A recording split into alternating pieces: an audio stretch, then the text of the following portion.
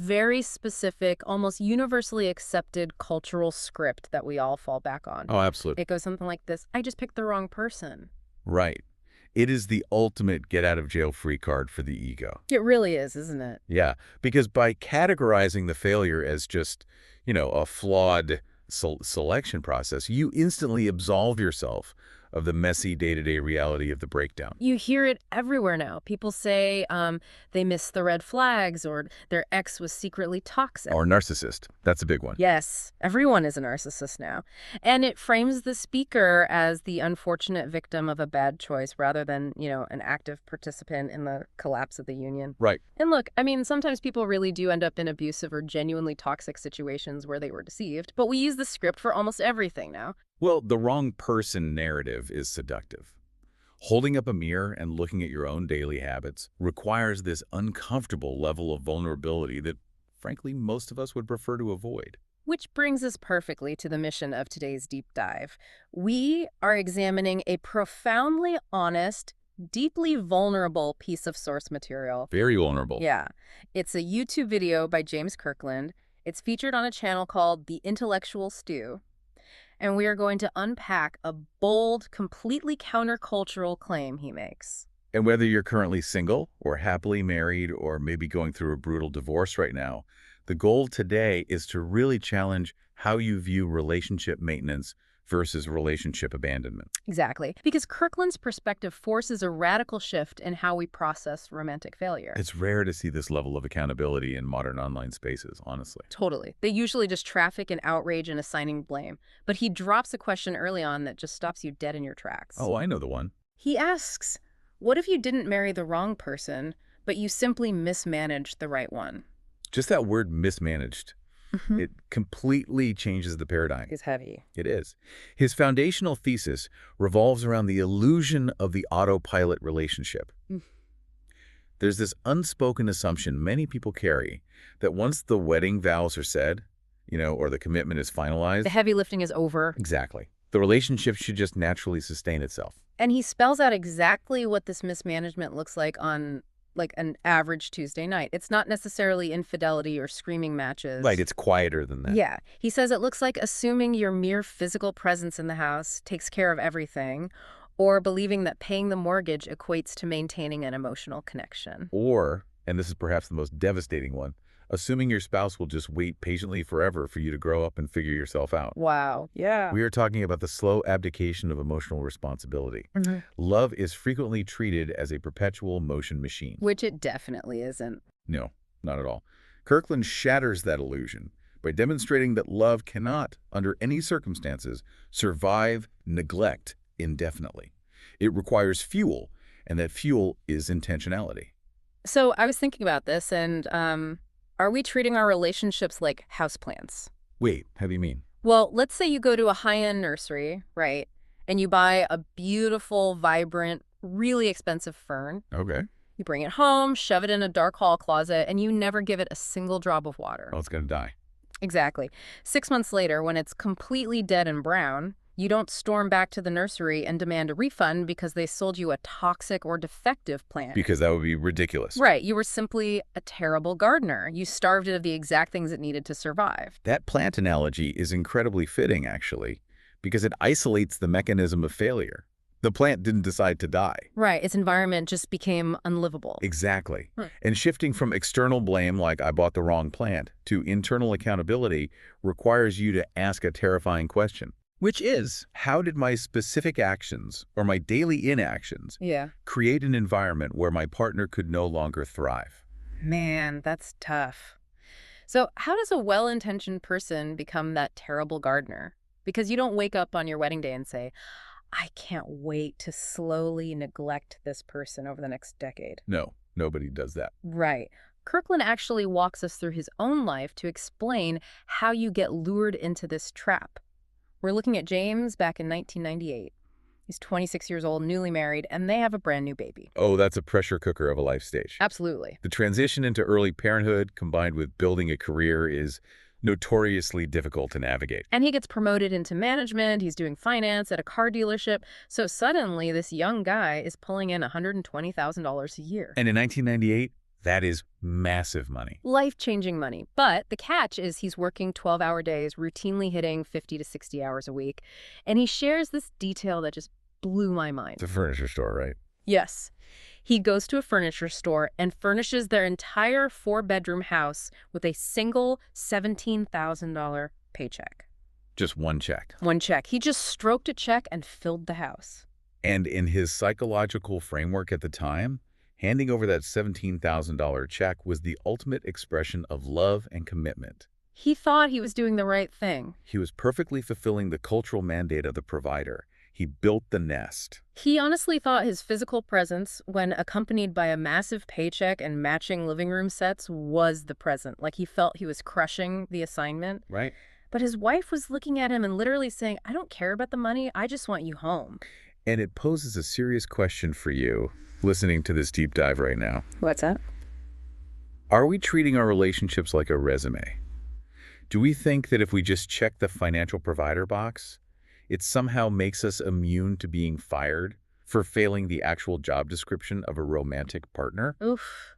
That's a great way to put it. Societal conditioning plays a massive role in building that resume, too. Oh, for sure.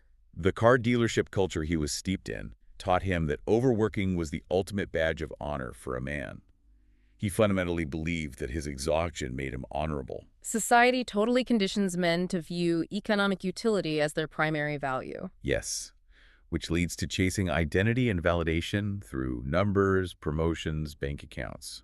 And while he's chasing those numbers, he is completely missing the actual person sitting in the house he bought. There's a moment during Kirkland's live recording where a man in the audience named Calvin chimes in, and it beautifully synthesizes this exact trap. Calvin's comment was so profound. It really was. He shared his own story from the early 90s, stating he gave his family absolutely everything in the world except himself. Wow, everything except himself. Kirkland read that and pointed out the tragic irony. They were relentlessly chasing the symptoms of success. The big house, nice cars, the income. Exactly. But their lives completely lacked the substance of success, which is connection and intimacy. Because that pursuit of the symptoms inadvertently builds a massive, silent brick wall between the provider and the family they are supposedly providing for. Right. Success without presence is still absence. That hit me hard. It's a sobering thought. But that financial excuse, that I'm working 12 hours a day for us narrative, it only covers the hours he was physically at the dealership. What terrifies me is what he describes happening when he actually walked through his front door. Yeah, this part is rough. Because even when James was physically inside that 4-bedroom house, he admits he wasn't really there. His physical body was occupying space on the $17,000 furniture, but his emotional bandwidth was utterly depleted. He had nothing left. Nothing. He had nothing left to give by the time he crossed the threshold. He confesses he was constantly looking for a reason to leave again. He'd say, let me just run to Walmart right quick. Let me just run down the street to grab something. He was creating artificial errands. Just to avoid the emotional labor of being present with his wife and child. He was entirely checked out.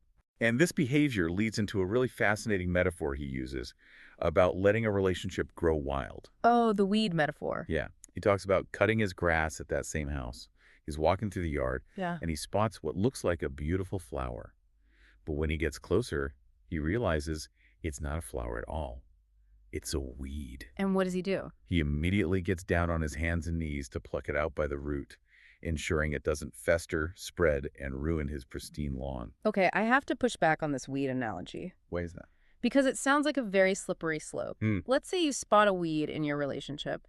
How on earth do you tell the difference between a genuinely toxic weed, like a real issue that needs immediate plucking, and just a normal personality quirk of your partner? That's fair. Right. At what point does plucking weeds turn into trying to micromanage your significant other or control their behavior so they fit your perfect ideal? That is the exact trap many people fall into when they hear this concept. But Kirkland is actually arguing the opposite. How's that? The weed isn't your partner's annoying habit or their personality quirk. The weed is the dysfunction in the dynamic.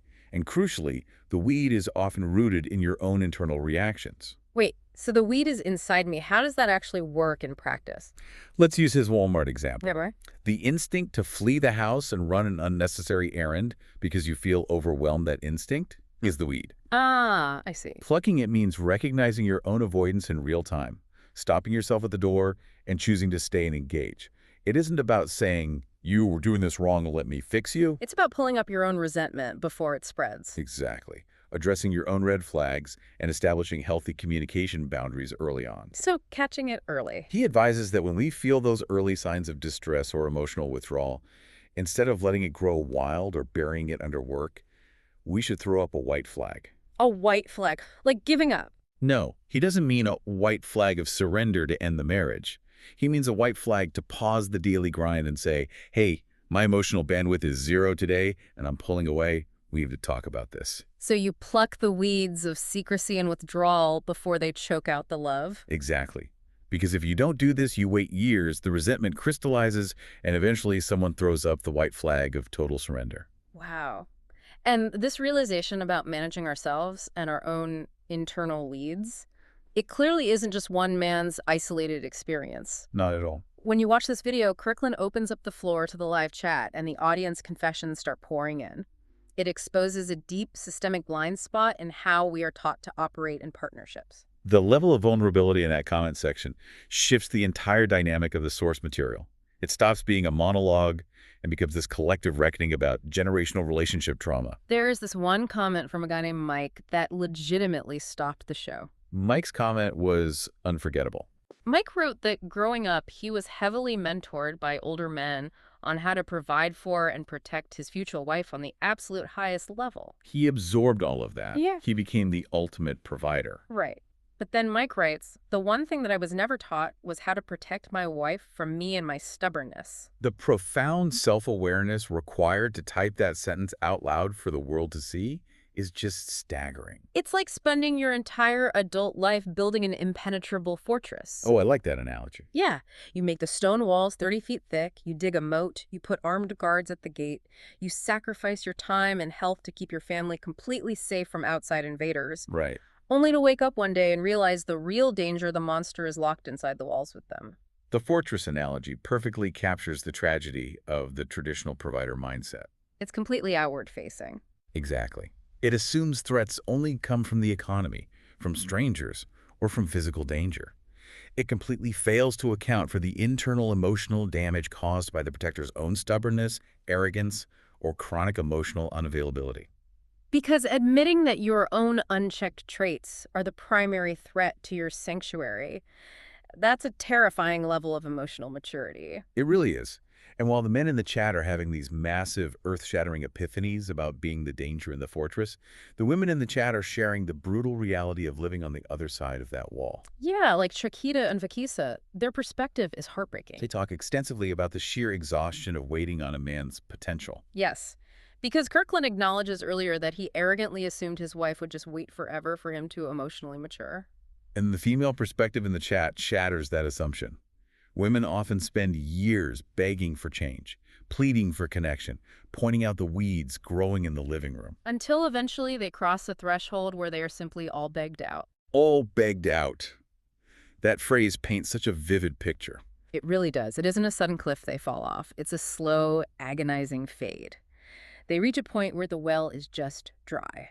Kirkland notes that by the time the actual legal divorce happens, the woman has usually been emotionally checked out for a very long time. The relationship didn't die on the Tuesday the divorce papers were signed. It died 1,000 tiny deaths of neglect over the previous 5 years. And amidst all that agonizing disconnect, Kirkland shares one specific detail, but the absolute lowest point in their marriage. And it feels incredibly intimate and revealing. The 3.0 a.m. conversations. Yes. He describes how things got so bad they could barely communicate during the day. But they would wake up at 3 a.m. and the bedroom would be pitch black. It was so dark they literally could not see each other's faces or bodies. They could only hear each other's voices. And he says those hours in the dark produced some of the best, most honest conversations they ever had. Think about the psychology of that.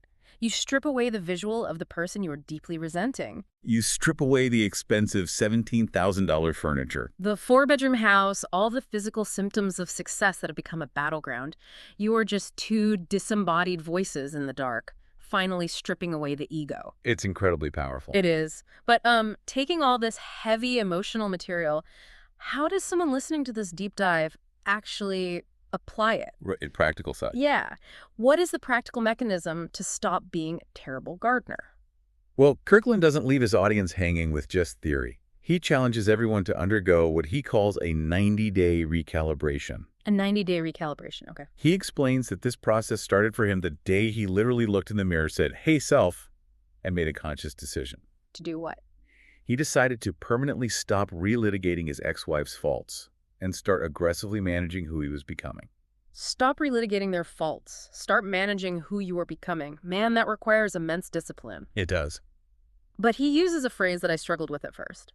He asks his audience to look at the ashes on the altar of their hearts. Ah, the ashes. What does clearing the ashes actually mean in a practical, daily sense for someone doing this 90-day recalibration? Well, if you think about building a physical fire in a hearth, you cannot sustain a roaring, healthy flame if the firebox is choked with 2 feet of cold, dead ash from fires you burned years ago. Oh, because the ash literally suffocates the oxygen supply. Exactly.